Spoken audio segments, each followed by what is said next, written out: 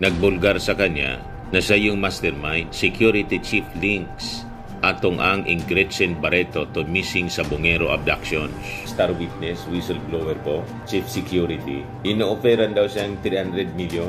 Ang pangalan mga kababayan, parang pangalan ng isang babae, pero lalaki siya po. Jolie Dondon Patidungan, one of the accused in the case of missing sa Bungeros, has identified businessman Charlie Atong Ang, mastermind sa mga nawawalang sa Bungeros. Matindi po itong kasong ito. Talagang susubaybayan ito mga kababayan ng napakaraming mga Pilipinos kasi celebrated case po ito. Ang dami. Ito yung nag-viral na video ni Gretchen Barreto. Inahabol niya yung manok.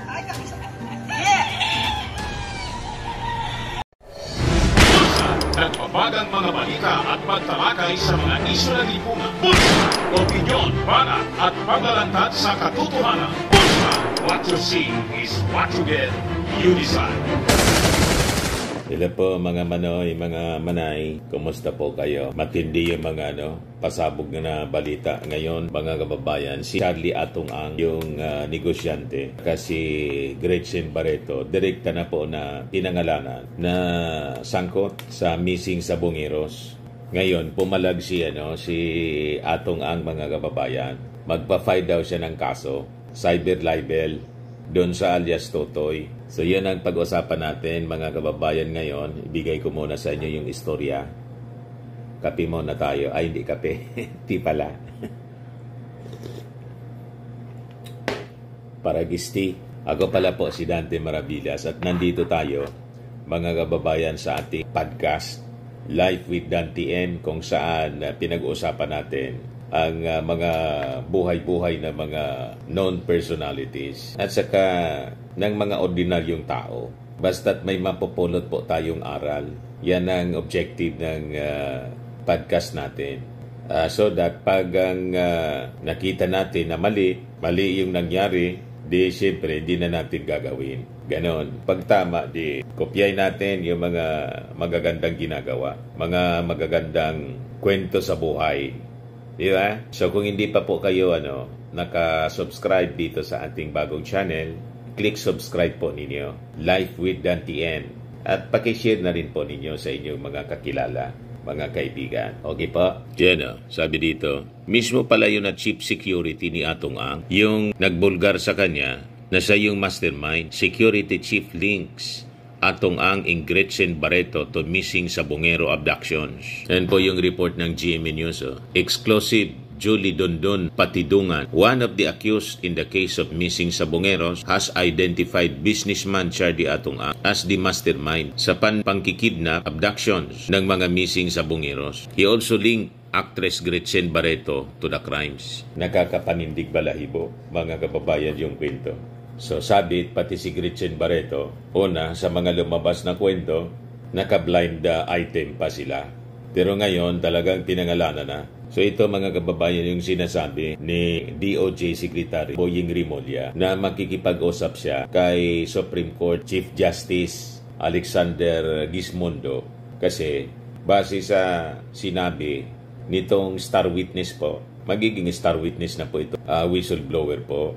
Pati yung Supreme Court, may connection daw. Malakas ang koneksyon ng mastermind. So, siyempre, mayaman siya, kilalang tao, that is normal. So, may mga tao, that's the usual ginagawa ng mga, alam nyo na, establishing connections with authorities. Kung sino yung mga powerful in the government, kinakaibigan nila. Ganon, mga kababayan.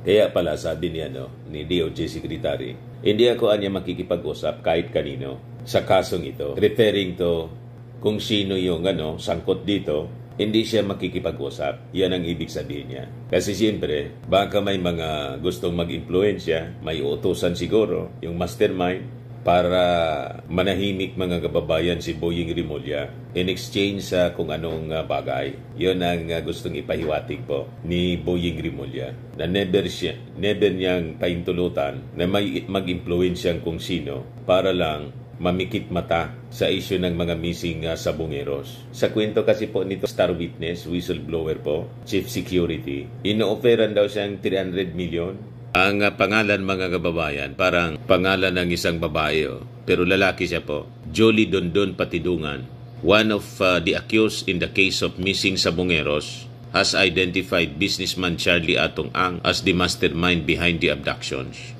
Sa report, mga kababayan, exclusive interview ni Emil Sumangil on 24 oras, nilink din ni Patidungan ang actress na si Gretchen Barreto to the disappearances. Siya man lang kasi po yung very close kay Atong Ang. Alam na ninyo kung bakit very close and very powerful din po siya. Malakas yung influensya. And kahit hindi pa po pinapangalanan ng whistleblower yung si Gretchen Barreto, naulaan na agad ng napakaraming mga netizens. Kasi sabi, isang kilalang actress niya involved sa missing Sabongeros. Isa man lang po yung nakikita or dalawa sa mga known personalities sa showbiz na naghihimas ng manok. Na picturean po na publish sa kilala broadsheet. So una na binulgar ni Patidungan yung mga missing Sabongeros or cockfight watchers. Lahat sila patay na. Dati siyang chief security in Ang's Farms and cockfight arenas. So sabi po ni Patidungan, si Mr. Charlie Atong Ang niya, and then Eric De La Rosa, Engineer Celso Salazar, sila niyang mga utak, mastermind sa mga nawawalang Sabongeros. Matindi po itong kasong ito. Talagang susubaybayan ito, mga kababayan, ng napakaraming mga Filipinos kasi celebrated case po ito. Ang dami na victims, more than 100 Sabongeros po yung missing. At ang sabi, lahat na ito patay, nilibing, inihulog sa Taal Lake. So kailangan pa nahingi ng tulong, mga kababayan, ng mga divers, saka gagamit ng Japanese technology sa pagsisearch, pag-retrieve sa mga bangkay ng mga nawawalang Sabongeros po. So sabi ni Patidungan, si De La Rosa niya yung nagmo-monitor sa cockfights for cheating at siya yung nagre-report sa mga nahuhuli kay Atong Ang. He said, this will be discussed with Salazar. Then, itawag sa akin na i-hold yung mga taong nag-tutsupik, sabi ni Patidungan. Kaya si Mr. Atong Ang niya, siya ang pinakang mastermind at siya ang nag-uutos na talagang iligpit ng mga yan. Grabe po, mga kababayan. Kaya tama po yung lagi nating sinasabi dito, kinokot na verse sa Bible. The love of money is the root of all evil. At ang pagsusugal, kasama siya sa love of money. Nagsusugal ang mga tao na lululong sa kanya gawain for the love of money. Gusto nila magkapera sa mas mabilis na pamamaraan, and it is through gambling. You see? So, tama nga, the love of money is the root of all evil.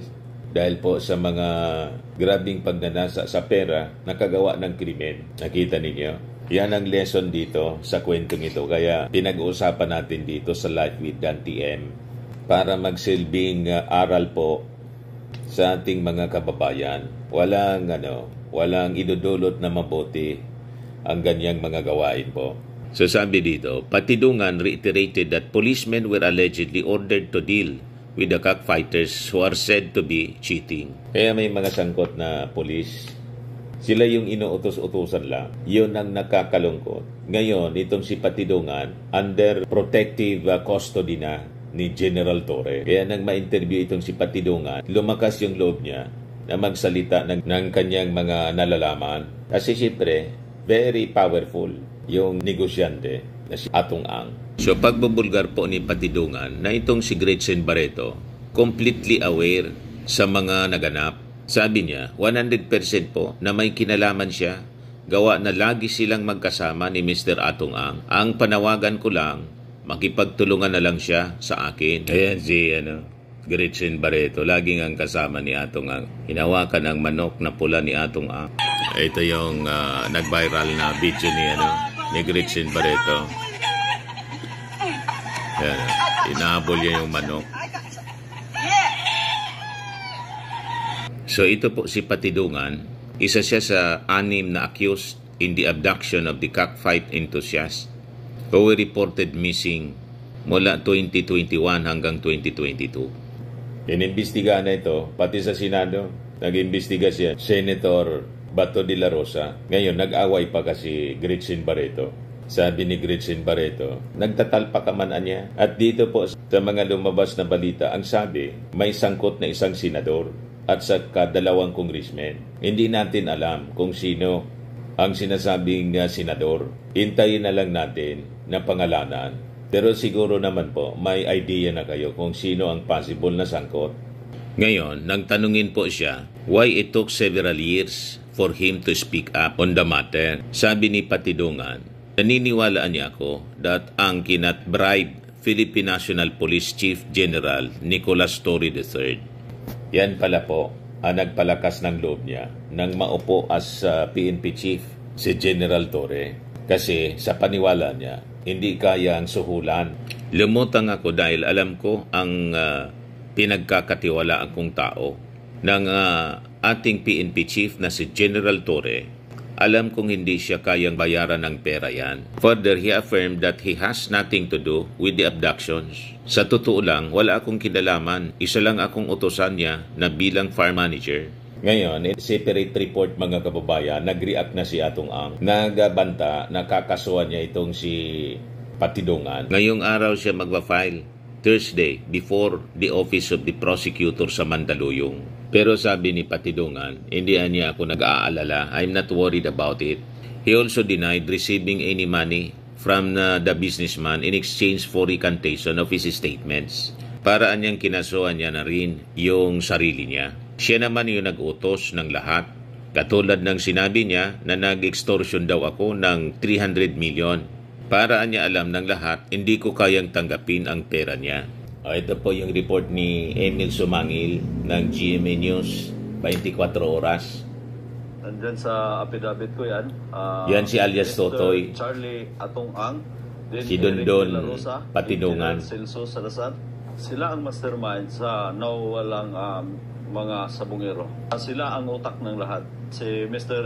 Eric De La Rosa, siya ang nagmomonitor ng mga palabas. Pag alam niya ang tsupi, pinapaalam niya kay Mr. Atong Ang. Then mag-uusap sila ni Celso Salazar. Then itawag sa akin na i-hold yung mga taong nagtutsupi. At si Mr. Atong Ang, siya yung chairman ng Pitmaster. Siya ang pinaka-mastermind at siya ang nag-uutos na talagang iligpit yung mga... Itong Pitmaster, parang isa siyang foundation na tumutulong sa mga nangangailangan. Nakarating nga dito sa amin. May mga project yung Pitmaster po dito sa amin sa Bicol. Collaborating with officials. May mga, I think, may mga donations na mga ambulance donated to mga LGUs, mga kababayan. Yan ang rason kung bakit ma-influensya itong si Atong Ang. Marami yung mga natulungan ng Pitmaster. And I think pati yata PNP. Kaya malakas siya sa PNP. Lalo nung previous administration po. 2021 ito nagsimula. Katulad ng sinabi ko, may mga taong membro ng PNP na inuutosan para kumuha doon sa venue. Sa mga taong nagtaka, bakit ngayon lang ako lumutang? Ngayon, lumutang ako dahil alam ko ang pinagkatiwalaan kong tao na ang ating PNP chief na si General Torre. Alam kong hindi niya kaya bayaran ng pera yan. Ano naging papel mo dito sa meeting sa Bungero? Ba't ikaw ay kasama sa kinasuhan? So, ibig sabihin, yung mga previous PNP, wala siya masyadong tiwala. Yan ang ibig sabihin niya. Sa totoo lang, wala akong kinalaman dyan at isa lang akong utusan niya na bilang farm manager. Ikaw pala kakasuhan bukas ni Atong Ang. Ano masasabi mo? Parang kinasuhan niya na rin yung sarili niya dahil ako kakasuhan niya. Ay, siya naman nag-uutos ng lahat. Katulad ng sinabi niya, nag-extortion daw ako ng 300 million para alam ng lahat. Hindi ko kayang tanggapin yung pera niya. Sinabi niya na nga sa social media na bilyonaryo ako. Patunayan ko na lang na ako isang bilyonaryong mini. Yun lang ang masasabi ko sa kanya. At saka Mr. Atong Ang, sabi na nga ng mga matatanda na huwag ka na magtago sa palda ng nanay mo. Binigyan mo ako ng papel na para pirmahan ko yung recantation ba yun? Recantation. Binigay mo sa akin kapalit ng pera. Sabi ko hindi ko kayang tanggapin yan dahil buhay ko at buhay ng pamilya ang nakataya dito. At 3 days ago daw, pinapapirma siya ng recantation. Kasi di ba, una, ang lumabas na mga kwento, blind item pa. Alias Totoy lang siya. Yung kwento ni DOJ Secretary, Boying Rimulya. Pero ngayon, nagpakilala na siya ng full name niya, ng kanyang identity. Kasi nasecure na siya, mga kababayan, ni General Torre. ano ng mga pamilya ng mga nawawalan sa Bungiro. Sino yung babaeng artista na ito? Yung artista na yan, walang iba kundi si Miss Gretchen Barreto. 100% na may kinalaman siya at gawa na lagi sila magkasama ni Mr. Atongang. Panawagan ko lang sa kanya para naman medyo maano siya, makipagtulungan na lang siya sa akin. Sa mahal kong presidente, BBM, sir, sana pakinggan mo naman yung mga pamilya ng namamatayan. Ito na yung pagkakataon na tulungan niyo ako dahil lahat ng sinasabi ko dito walang kasinungalingan at walang pirang kapalit dito. So, 4 na affidavit of recantation yung pinapapirmahan sa kanya. Hindi pumayag, mga kababayan, itong si alias Totoy, si Julie Dundon Patidungan. Ngayon, ito yung balita ng ABS-CBN, mga kababayan din. Sabi dito, ngayon lang 30 minutes ago, mag-aain ng reklamo ang negosyanteng si Atong Ang laban sa mga whistleblower na nagsabing sangkot umano siya sa kaso ng mga nawawalang sabungero. In a statement, Ang Scam said, a complaint against Julie Dondon Patidungan and Alan Bantiles alias Brown will be filed Thursday morning ngayon before the office of Mandaluyong City Prosecutor Arthur Magpantay. The complaint alleges that Patidungan and Bantiles conspired, nagsabuatan daw, to commit attempted robbery with violence and intimidation, grave threat, grave coercion, incriminating against innocent persons, and slander against Ang. The two have reportedly been implying Ang's alleged involvement in the case of missing sabungeros. So, buniltahan ni Atong Ang, mga kababayan, itong si Patidungan at may isa pa, si Bantiles.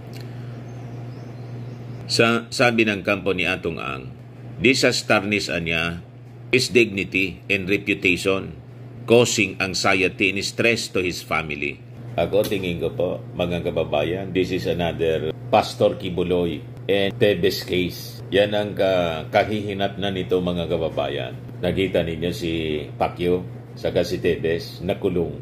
Pero siyempre, depende sa lakas ng kaso as a result ng ginagawang investigasyon ngayon ng DOJ. The accusations against Atong Ang are entirely false, baseless, and malicious. He categorically and unequivocally denies any involvement in the alleged unlawful, heinous, and criminal acts that have recently been reported and linked to him. So ang tanong ngayon, kung hindi si Atong Ang yung mastermind, tulad ng sinasabi ni Patidungan, dapat may ibang personalities. Kasi yung crime, nangyari na po. At madami yung mga naging biktima. At ang sabi, kaya nga kailangan mapatunayan. Importanteng mahukay o ma-retrieve. Kasi inulog lang siguro. Baka may pabigat. Inulog lang kasi alangan maghukay ka sa ilalim ng tali. So malamang sa malamang, tinalian ng pabigat yung mga bangkay ng missing sabungeros. Inulog doon sa para hindi lumitaw sa tali. So yung mga missing sabungeros, patunay na may heinous crimes na nangyari. So ang tanong, nagdi-deny si Atong Ang, kaya nga siya magpa-file ng kaso ngayon. Kung hindi siya ang involved, sino? At bakit gagawin yon ng kung sinong tao? And he must be very powerful. At anong interest niya? Bakit niya yun gagawin? Di ba po? Yun ang mga tanong diyan.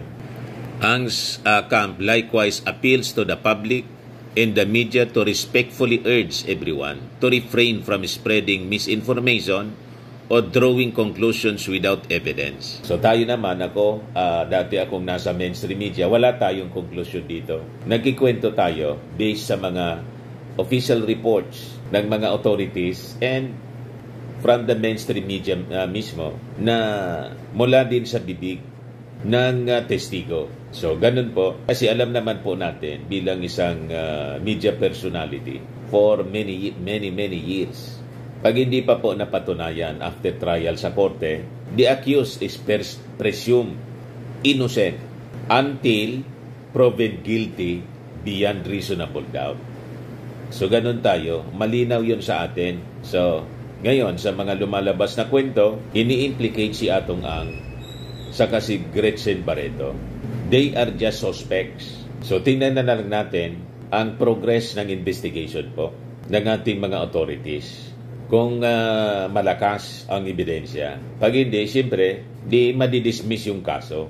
Di ba? So, ganun lang po ang proseso. So, wala tayong konklusyon. Although, siyempre, yung publiko, iniisip, hindi natin saklaw ang iniisip ng ating mga mamamayan with all these stories na lumalabas mga kababayan in relation dito sa missing Sabongeros.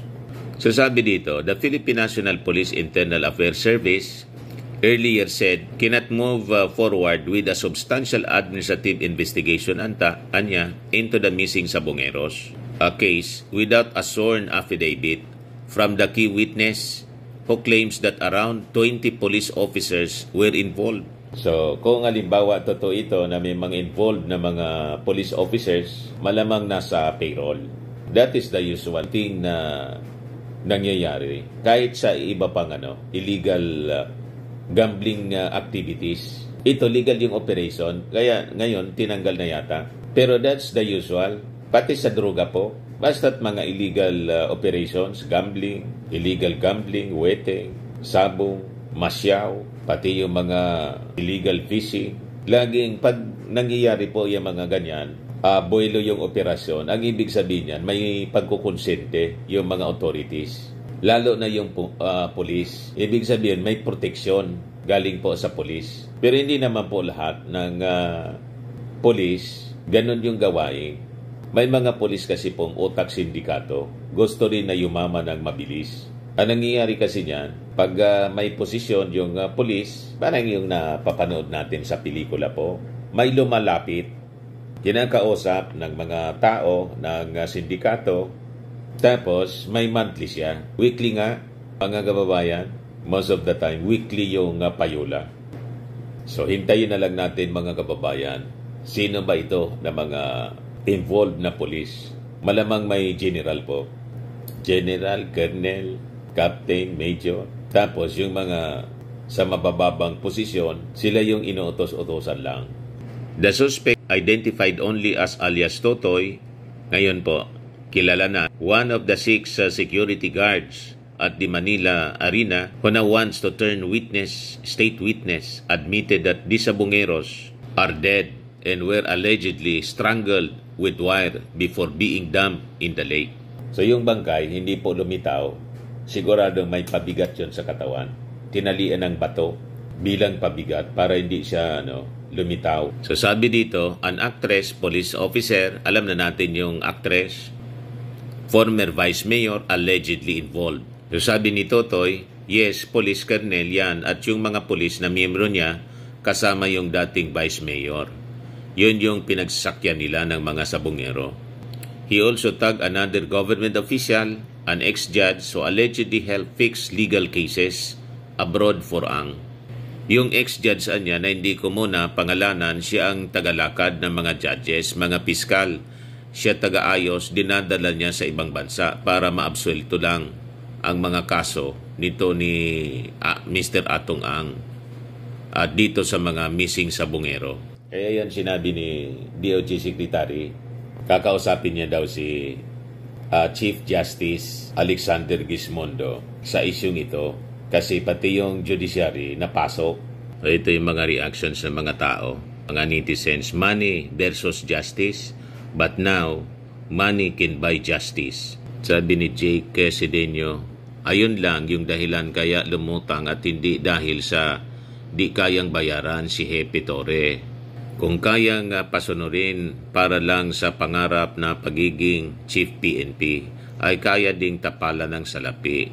doon ako natuloy na parang telenovelang subaybayan ang istorya ni alias Totoy at ang tumbok nito ay politika. May isang senador na idadawit. Di na tayo magtataka kung bandang huli ay sa mga Duterte na naman ituturo ang kasong ito. Nagsimula yung missing sa Bungeros po. Panahon ni Digong 2021. Nagsagawa ng investigasyon pati sa Senado. Nag-away pa si Gretchen Barreto at saka si Bato de la Rosa. Inaakusan ni Gretchen Barreto si Bato de la Rosa na tumatalpak rin. O ngayon, may balita na may sangkot na isang senador at dalawang kongresista. Anyway, wala man tayo pa na konklusyon kung sino-sino to. Abangan na lang natin. Ayaw natin maghaka-haka tulad ng sinasabi nitong netizen na hindi daw sa magtataka kung pagdating ng oras ang masasangkot yung mga Duterte at ang sinasabi niya, politika na naman ito. Malabo man po ang ganyan kasi hindi man natin pwedeng tawaging politika na ang mga pamilya ng mga biktima, sila yung dumulog. Kasi matagal na to, 4 years na. Kaya sabi nga ni DOJ Secretary Boying Rimulya, social obligation anya namin ito. Mandato na bigyan ng hustisya yung mga pamilya ng nawawalang sabungeros. Alangan naman, dumulog yung mga kapamilya ng missing sabungeros sa DOJ. Pagkatapos, i-ignore lang, walang gagawin. Yun ang masama doon kung walang gagawin ang ating mga authorities para tulungan ang mga pamilya na makuha yung hustisya, makamit ang hustisya. Di ba? Ipalagay natin kayo ang isa sa mga pamilya ng missing sabungeros. Anong gagawin ninyo? Di ba? Yun ang tanong natin. Magagawa ninyo na inyong mahal sa buhay, hindi ninyo alam kung nasaan na. Kalilimutan na lang ninyo na hindi man lang makamtan ang hustisya. Ang hilinga lang ng mga nanay ng mga missing sabungeros. At least niya alam namin kung saan pupuntahan. Pag na-retrieve, sabi patay na lahat, kung saan pupuntahan yung kanilang mahal sa buhay para sa kanilang pagdalamhati. So ganun yun po. Kaya sinagot mga kababayan ni Teresa Zacarias, itong nag-react na si Jake Sidenio, siya yung presidente nung nangyari. Anong ginagawa niya? Protektado ang may pera? Huwag kang syunga mag-isip. Sabi ni Leonardo Ducat, walang mali kung iimbestigan at sisirin ang sinasabing graveyard ng Taal Lake. Sabi ni Ramon John Bactat, this will test PBBM's government. Sabi ni Lansky Nalyares, domino effect na ito. Sabi ni Miller Cañete Sapanta, I'm sure daming madadamay dito. Bakit hindi ito umuusad sa nakaraang taon? Sabi ni John Lonisirio, diyan makikita ang justice system ng bansa kung talagang nakapiring ang batas. Sabi ni Alberto Reyes, dapat yung justice sa atin, huwag magpasilaw sa pera ni Atong Ang. Dapat maparusahan yan, mga pumatay sa sabungero. Dapat nakulong yan si Atong Ang habang buhay at Gretchen Barreto at iba pa. So, subaybayan na lang natin po yung progress ng investigation at mamaya ang sabi magpa-file ng kaso, cyber libel yata. Itong si Atong Ang doon sa witness kay Jolie Dondon Patidungan. So kung hindi pa po kayo naka-subscribe dito sa ating bagong channel, Life with Dan TN, click subscribe po ninyo. Pakishare na rin po ninyo sa inyong mga kakilala. At lagi nating tatandaan, you become what you believe. Bye-bye po. God bless. Po, Firmax Firming and Lifting Cream, pinapahid po sa mga pulses in affected area. Mainam po sa paninigas ng mga kaso-kasuan. Ito naman po, Automax Radiant Serum. Sa mukha naman yung application, anti-aging po siya. You will look 10 years younger than your age. Sa mga cancer patients naman po, baka lang gusto ninyo itong itry. Neng siya Red Mix Fruit Drink. Hindi mo po siya gamot, food supplement siya. Kaya lang, gawa siya mga kababayan sa goji berry. Yung goji berry, may anti-cancer properties. O ngayon, yung mga inquiries ninyo, dumiritso na lang kayo sa aming messenger sa Facebook para masagot namin agad. Ayos pa? Ayos na ayos niya, Mr. Maravilla. But anyway, ito po pala yung aming bagong product na binibenta online. I am worldwide amazing pure organic barley powdered drink mix from Australia. Negosyo to ng aking anak. na architect entrepreneur Riz Maravillas. Ayan po. Kontakin na lang po ninyo siya, Riz Maravillas on Facebook. Ang mga health benefits niya: boost immunity, improves digestion, enhance energy levels, packed with antioxidants, prevent cancer. Sa mga nagana po ng malinis and spacious fitness gym, pumunta lang po kayo sa aming Colossal Fitness Gym. May Grab ka rental din po kami. Ito naman po yung bago naming product na binibenta online. Eye Glow Serum, whitening po siya. Tingnan ninyo yung epekto sa aking anak na architect before and now. Yung mga inquiries po ninyo, dumiretso na lang kayo sa kanyang Facebook account, Riz Maravillas.